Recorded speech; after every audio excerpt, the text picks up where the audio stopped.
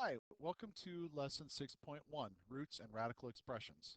The first thing I'm going to tell you is this is the radical symbol. Radical symbol. Now, this is going to change names based on numbers that we put with it.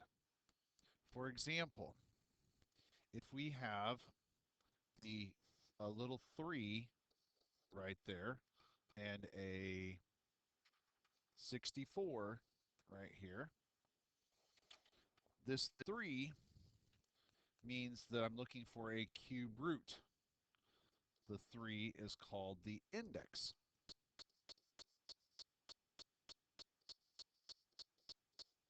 So the index is 3. So if there's a 3 there, we call it a cube root. So the cube root of 64. Well, what is the cube root of 64? Well, I got to look back and look at my colored paper. So your yellow colored paper is very, very handy right now. And we would go, oh, look in the cube column. Well, the cube column is 1, 8, 27, 64. And 64 is there. Well, how did I get 64? Well, 64 is 4 to the third power. 4 times 4 is 16. 16 times 4 is 64. So you already know this piece of information right here, that 4 to the third power is 64. Well, this is like a rearrangement of these numbers. This 3 right there is now called the index when it's outside the radical symbol. So that means cube root. You're taking the cube root of this number right here, which means the answer has to be the leftover number. So the cube root of 64 is 4. 4 times 4 times 4 is 64. Now, if it doesn't have a symbol there, or a number there for the index is automatically 2. So if I have the square root, now when there's nothing there and a number, right? Now you got to remember, the symbol by itself is the radical symbol. When I put a number with it, then I give it a name, like cube root. And now this case right here that I wrote, this is the square root. There's no index there, but there really is. It's an invisible number. Let's make it be an invisible number. So I'll make it be in a different color. There, we'll do that awful olive color. So there's an invisible 2 right there that you don't see. But it means, what's the square root of 81? And you can look on your colored paper or from your previous knowledge, we know that the square root of 81 is just 9. But again, it's kind of a rearrangement of what you had on your yellow paper. What did we have on our yellow paper? Well, we had that 9 squared is 81. Our yellow paper is our reference paper with all the different numbers on there. So the square root of 81 is 9 because 9 squared is 81. So there's the 2, right? That's now called an index. The index is 2, even though it doesn't have to be written there for square root. 9 is the answer, and 81 is what you're taking the square root of. Okay, we can keep kicking this around, and we can do all kinds of different numbers here. Some of my favorite numbers is America plus 6,000. What's America plus 6,000 have to do with anything? Well, it's 7,776. Get it? America plus 6,000. And I'm going to take uh, put an index of 5 here. So what number multiplied together 5 times makes that? Well, if you look on your colored paper in the last column over there, you can see that 7,776 is in that 5th column on your colored yellow paper. And what makes that? Well, 6 makes that, right? So the 5th root of 7,776 is 6. Why is that? Because on your colored paper, it says 6 to the 5th power equals 7,776. So we're rearranging and thinking about these. So what's going on here with this page? Let me summarize. Um, the symbol by itself is called the radical symbol. If you add a number outside of the radical symbol, or if there's no number outside and just the number like 81, then that means like square root, cube root, fourth root, fifth root. I didn't do a fourth root one, I did fifth root.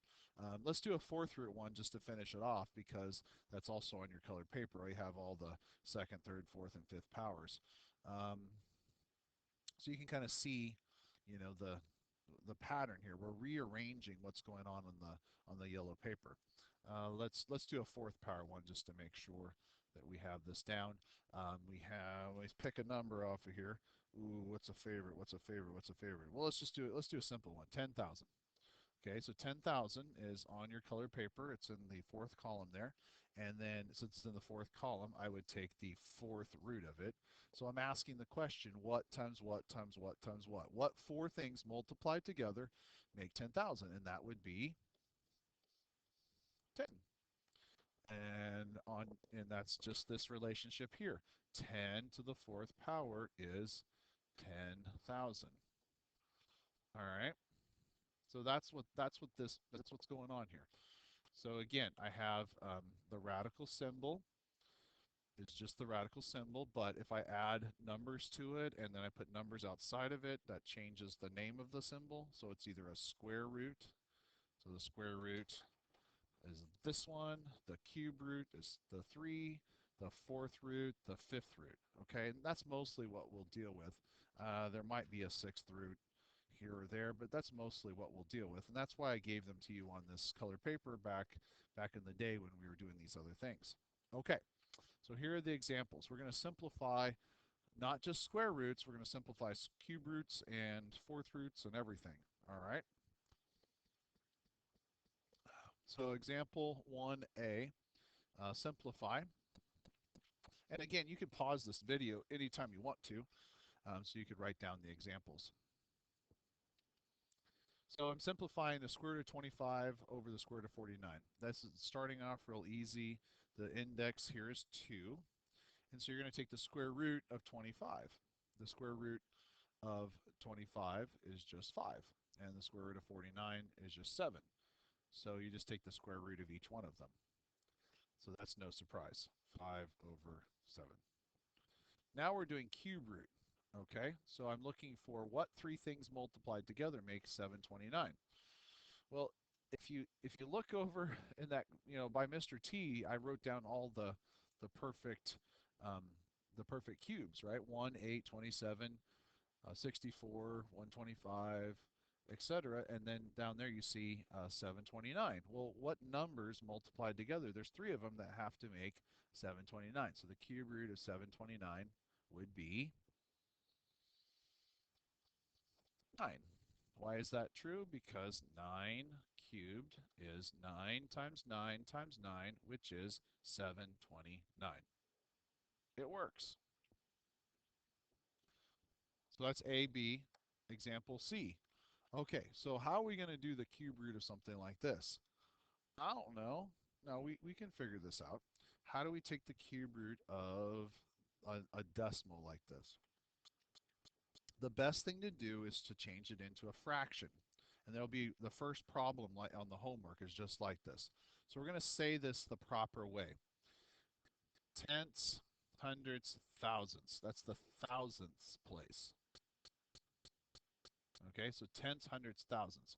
So we would say this 27 thousandths. So it's 27 over 1,000. I'm going to make the big radical symbol and then put a 3 there for cube root. So really, I'm taking the cube root of the top of the fraction and the cube root of the bottom of the fraction. So I said the decimal properly. I didn't say 0.027, right? Because we all get lazy. We say it 0.027. But we want to say it properly, which is 27 thousandths. We got the tenths, hundredths, thousandths place. So 27, the cube root, of course, is 3, and the cube root of 1,000 is 10. So it's 3 tenths. So there's A, B, C. Example D. Example D is, now we mix it up, okay? We're taking a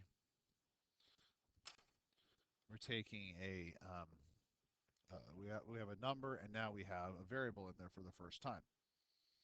All right, and I don't like 4 because sometimes 4 gets confusing. So I'm going to change this example on the fly right now. I'm going to do square root of 25a to the 6th power. All right, the index is 2. So I'm going to write a 2 right there. The index is 2. So I'm taking the square root of 25, so I just do one thing at a time. I take the square root of 25, which is 5. Now, how do I take the square root of, um, how do I take the square root of the 6 right there? Well, you're basically splitting this exponent in half because the index is 2. You're splitting the exponent in half because you have to think of two things multiplied together that make um, the answer. So remember we learned that a to the third times a to the third is a to the sixth. You have to multiply two things together. When you multiply, you add the exponent. So I'm taking the x to the sixth and splitting it into two parts. The index is telling me to split it into two parts. So it's going to be a to the third power. So it's 5a to the third power. So I have a little song here, like I do. This is the index. Let me get a different color.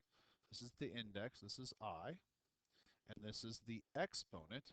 And we call this E, exponent and index. And basically, we just took the exponent, 6, and we divided it by the index, 2. Now, the 25 part, I took the square root of, and that's 5. But this is how the exponents and the indices, that's the plural of index, work. So it's 6 divided by 2, which is 3. So I like to say, Mr. Jackie knows the exponents E-I-E-I-O.